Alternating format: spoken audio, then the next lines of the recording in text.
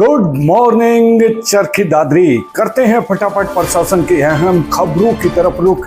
क्या रहने वाला है आज का मौसम, वो तमाम जानकारी हमारे इस खास बुलेटिन में सिर्फ और सिर्फ आपके लिए। बने रहें हमारे साथ, देखते रहें पीपीटी न्यूज, आपका अपना चैनल।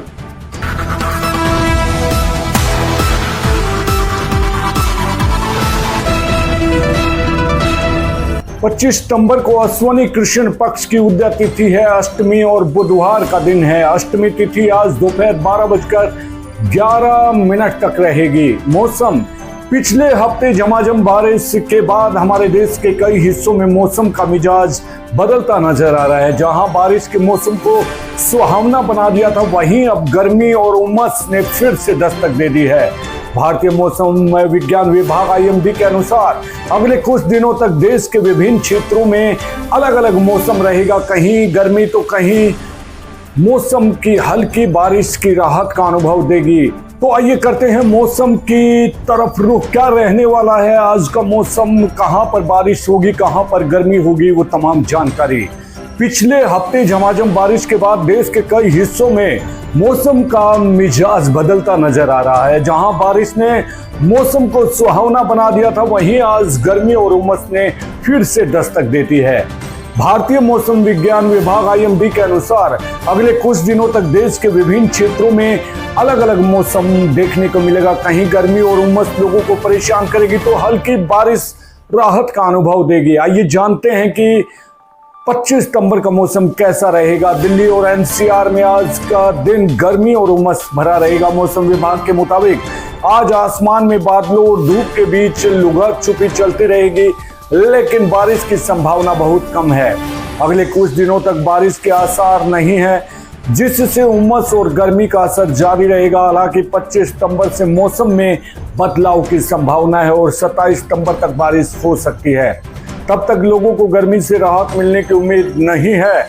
गुजरात और पश्चिमी भारत के कुछ हिस्सों में व्यापक वर्षा जारी रहेगी, जिससे मानसून की वापसी में देरी हो सकती है। इसके अलावा बंगाल की खाड़ी पश्चिमी मध्य के एक नया कम दबाव वाला क्षेत्र बनाने का अनुमान है, जिससे दक्षिणी भारत के हिस्सों में बारिश में वृद्धि हो सकती है। मराठवाड़ा, विदर्भ, तटीय कर्नाटक, तमिलनाडु, पुडुचेरी, रायलसीमा, केरल और अगले कुछ दिनों में अच्छी बारिश हो सकती है। कैसी रहने वाली है आज की खबर। ग्रीन पटाखों और बैरियम साल्ट को छोड़कर सभी के पटाखों पर निर्माण, बिक्री और उपयोग पर रहेगा प्रतिबंध। जी हां, जिलाधीश राहुल नरवाल ने जानकारी देते हुए बताया कि प्रदूषण को नियंत्रित करने के लिए पटाखों के निर्माण, बिक्री और उपयोग पर प्रतिबंध लगा दिया है। यह प्रतिबंध 22 अक्टूबर 2024 से 31 जनवरी 2025 तक प्रभावी रहेगा। दीपावली, गुरु पर्व, क्रिसमस और नए साल की पूर्व संध्या जैसे विशेष अवसरों पर ग्रीन पटाखों के उपयोग की अनुमति होगी, लेकिन सीमित समय के लिए। जिलाधीश द्वारा जारी आदेश में कहा है कि जनहित में ग्रीन पटाखों और बैरियम साल्ट को छोड़कर सभी प्रकार के पटाखों के निर्माण, बिक्री और उपयोग पर प्रतिबंध लगा दिया गया है।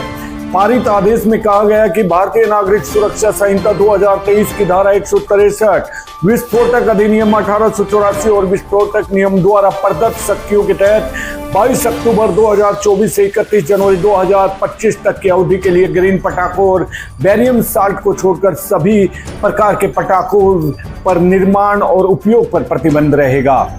आदेश अनुसार दिवाली, गुरु पर्व, क्रिसमस और नए साल की पूर्व संध्या जैसे विशेष अवसरों पर सीमित समय के लिए ग्रीन पटाखों के उपयोग की अनुमति होगी। दीपावली व गुरु पर्व जैसे किसी अन्य त्योहार के लिए पटाखे फोड़ने का समय केवल रात 8 बजे से 10 बजे तक ही होगा। क्रिसमस और नए साल की पूर्व संध्या पर जब आधी रात के आसपास ऐसी आतिशबाजी शुरू होती है, तो यह रात 11:55 से 12:25 तक चलेगी। ई-कॉमर्स वेबसाइटों, अमेजन आदि कंपनी पटाखों के ऑनलाइन ऑर्डर स्वीकार नहीं कर सकती। आदेशों की उल्लंघना करने वाले व्यक्ति के विरुद्ध नियमानुसार कार्यवाही भी अमल में लाई जाएगी। हरियाणा विधानसभा चुनाव हेतु मतदाता जागरूकता कार्यक्रम के तहत क्षेत्र की विभिन्न ग्राम पंचायतों में रैली निकालकर ग्रामीणों को मतदान के प्रति जागरूक किया जा रहा है। जैसे जैसे इलेक्शन नजदीक आ रहे हैं, इस दौरान स्लोगनों, नुक्कड़ नाटकों के माध्यम से ग्रामीणों को मतदान के प्रति प्रेरित किया जा रहा है। मतदाताओं को 100% मतदान करने के लिए शपथ भी दिलाई जा रही है। गांव पातुवास में सैनिक परिवार भवन में मतदाता जागरूकता के लिए स्वीप टीम द्वारा कार्यक्रम आयोजित किया गया, जिसमें काफी संख्या में ग्रामीण मतदाता उपस्थित रहे। वहीं स्वीप टीम सदस्य ने बताया कि उपस्थित ग्रामीणों को मतदान के लिए प्रेरित करते हुए कहा कि अन्य घरेलू कार्य और कृषि कार्य में समय निकालकर 5 अक्टूबर को सुबह 7 से शाम 6 बजे के बीच सुविधा अनुसार समय निकालकर वोट डालने अपने मतदान केंद्र तक जरूर पहुंचे। उन्होंने बताया कि वोट डालते जाते समय फोटो युक्त वैध आईडी अपने साथ जरूर लेकर जाएं। विशेष आवश्यकता वाले मतदाताओं के लिए विशेष प्रावधान रहेंगे। एक वोट से ही मतदान प्रतिशत बढ़ेगा और सही मायने में लोकतंत्र मजबूत होगा। मतदान से ही चुनाव की महत्ता बनी रहेगी। पिछली बार लोकसभा चुनाव के मुकाबले मत प्रतिशत बढ़े, इसके लिए प्रत्येक मतदाता को अपनी जिम्मेदारी निभानी होगी और मतदान के लिए आगे आना होगा। चुनाव से संबंधित किसी शिकायत अथवा जानकारी प्राप्त करने के लिए किसी भी समय टोल फ्री नंबर 1950 का प्रयोग किया जा सकता है। स्मार्टफोन उपयोग करने वाले वोटर हेल्पलाइन ऐप का प्रयोग कर सकते हैं।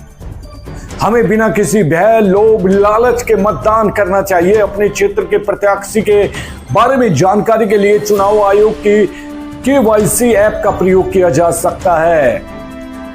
उपायुक्त कार्यालय चरखी दादरी के सभागार में जिला स्तरीय क्षेत्रीय कार्यालय के अधिकारियों, कर्मचारियों, अतिरिक्त हितधारकों जैसे डिपो धारक, आड़ती, पेट्रोल पंप मालिक व गैस एजेंसी धारकों को भ्रष्टाचार के संबंध में जागरूक करने हेतु सेमिनार आयोजित किया गया, जिसकी अध्यक्षता आशीष सांगवान, नगराधीश चरखी दादरी के द्वारा की गई। सेमिनार में नगराधीश व जिला खाद्य एवं पूर्ति अधिकारी ने उपस्थित अधिकारियों, कर्मचारियों, हितधारकों को भ्रष्टाचार रोकने के संबंध में जागरूक किया। निर्वाचन आयोग के आंख व कान है माइक्रो ऑब्जर्वर। सामान्य पर्यवेक्षक की मौजूदगी में माइक्रो ऑब्जर्वर का दिया प्रशिक्षण।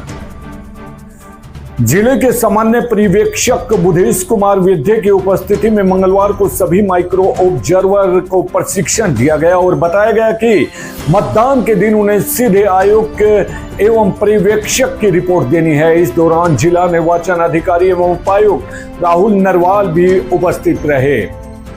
इस दौरान सामान्य पर्यवेक्षक ने कहा कि माइक्रो ऑब्जर्वर निर्वाचन आयोग की आंख एवं कान होते हैं और सीधे तौर पर आयोग एवं पर्यवेक्षक से जुड़े होते हैं। ऐसे में मतदान प्रक्रिया को निष्पक्ष, शांतिपूर्ण संपन्न कराने की महत्वपूर्ण जानकारी उनके ऊपर होती है। किसी भी स्थिति में माइक्रो ऑब्जर्वर का घबराने की जरूरत नहीं है, केवल उन्हें सामान्य ऑब्जर्वर को सीधे तौर पर रिपोर्ट करनी है और मतदान प्रक्रिया पर नजर रखनी है। इस दौरान अगर निर्वाचन आयोग के निर्देशों एवं नियमों की अनदेखी अथवा कोताही सामने आती है तो तुरंत उसकी सूचना देनी है। उन्होंने कहा कि जिला प्रशासन के माध्यम से आगामी 5 अक्टूबर को होने वाले विधानसभा चुनाव के लिए हर स्तर पर व्यापक तैयारी सुनिश्चित की जा रही है। जहां पोलिंग पार्टियों को विधान सभा स्तर पर प्रशिक्षण दिया जा चुका है और इसी कड़ी में माइक्रो ऑब्जर्वर को भी अपने दायित्वों के बारे में जानकारी दी गई है। उन्होंने कहा कि जिले में कुल 104 बूथ क्रिटिकल घोषित किए गए हैं, जहां पर माइक्रो ऑब्जर्वर की तैनाती की गई है। इस दौरान जिला के प्रशिक्षण नोडल अधिकारी, जिला परिषद के CEO प्रदीप कौशिक ने माइक्रो ऑब्जर्वर को बारीकियों से अवगत कराया। जिला के मतदान केंद्रों के लिए EVM मशीनों का हुआ रेंडमाइजेशन। जानकारी के लिए बता दें कि सामान्य चुनाव पर्यवेक्षक बुधेश कुमार वैद्य और उपायुक्त राहुल नरवाल की उपस्थिति में विधानसभा चुनाव के लिए जिला के कुल 484 मतदान केंद्रों के लिए EVM मशीनों की BU यूनिट रेंडमाइजेशन किया गया है। राजनीतिक दलों के प्रतिनिधि भी मौजूद रहे और प्रतिनिधियों को बताया गया कि जिले के अधिकारी विधानसभा क्षेत्र में 18 और बारडा विधानसभा क्षेत्र में 15 उम्मीदवार चुनाव लड़ रहे हैं।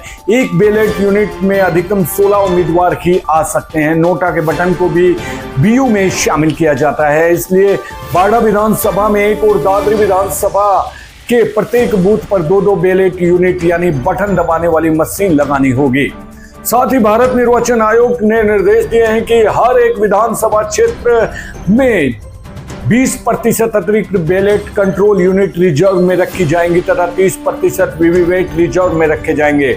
आयोग के निर्देशों एवं नियमों के आधार पर रेंडमाइजेशन संपन्न हुआ। सभी मशीनों को जिले के दोनों विधानसभा क्षेत्रों के स्ट्रांग रूम में पहुंचा दिया गया है।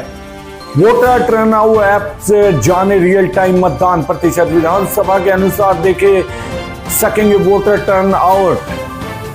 चुनाव आयोग ने तकनीकी का इस्तेमाल करते हुए चुनाव प्रक्रिया में पारदर्शिता बढ़ाने के लिए कई ठोस कदम उठाए हैं। इसी कड़ी में वोटर टर्नआउट ऐप लॉन्च की गई है, जिसकी मदद से मतदान के दौरान रियल टाइम में यह जाना जा सकता है कि कहां कितने प्रतिशत मतदान हुआ। इसके अलावा मतदान प्रतिशत के आंकड़ों को user Facebook, Twitter, WhatsApp, Gmail आदि सोशल मीडिया पर साझा भी कर सकता है। जिला निर्वाचन अधिकारी एवं उपायुक्त राहुल नरवाल ने जानकारी देते हुए बताया कि निर्वाचन आयोग के दिशा निर्देशों के अनुसार मतदान के आंकड़े दर्ज करने के अलग अलग समय स्लॉट में सभी प्रविष्टियों को पोर्टल पर अपडेट किया जाएगा। इसके बाद मतदान की समाप्ति के बाद सिस्टम विस्तृत मतदान रिपोर्ट निर्वाचन क्षेत्रवाद के अनुसार प्रविष्ट किया जाएगा, जिसमें कुल मतदाताओं के मुकाबले पुरुष, महिला और थर्ड जेंडर संख्या के साथ आंकड़ों को प्रस्तुत किया जाएगा।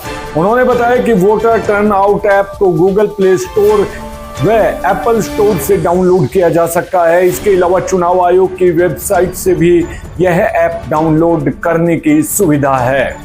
जिले में 27 और 28 सितंबर को होगी होम वोटिंग। जिले में कुल 355 मतदाताओं को मिलेगी होम वोटिंग की सुविधा। जानकारी के लिए आपको बता दें कि भारत निर्वाचन आयोग के निर्देशानुसार जिला के बारडा व चरखी दादरी विधानसभा क्षेत्र में 85 वर्ष से अधिक जिनकी आयु है और 40% से अधिक दिव्यांग मतदाताओं के 27 व 28 सितंबर को उनके निवास स्थान पर ही वोट डलवाए जाएंगे। जिले के कुल 355 मतदाताओं को होम वोटिंग की सुविधा मिलेगी। जिला निर्वाचन अधिकारी एवं उपायुक्त राहुल नरवाल ने जानकारी देते हुए बताया कि जो मतदाता वोट डालने के लिए बूथ पर नहीं आ सकते हैं, उनके लिए निर्वाचन आयोग ने घर पर ही होम वोटिंग करवाने की सहूलियत प्रदान की है। जिले में 2 से 10 सितंबर तक बीएलओ ने घर घर जाकर बुजुर्ग व दिव्यांग मतदाताओं से होम 12D भरवाया था, जिसके आधार पर जिले में 355 मतदाताओं को होम वोटिंग की सुविधा मिलेगी। इसमें से 307 बुजुर्ग और 48 दिव्यांग मतदाता हैं। होम वोटिंग के लिए टीम 27 व 28 सितंबर को संबंधित मतदाता के घर जाएगी। अगर किसी कारण से इन दिनों से कोई मतदाता नहीं मिल पाता है तो 29 सितंबर को दोबारा उनसे संपर्क साधा जाएगा। सभी विधानसभा क्षेत्रों में उम्मीदवारों का चुनाव प्रचार चल रहा है और 5 अक्टूबर को मतदान होना है।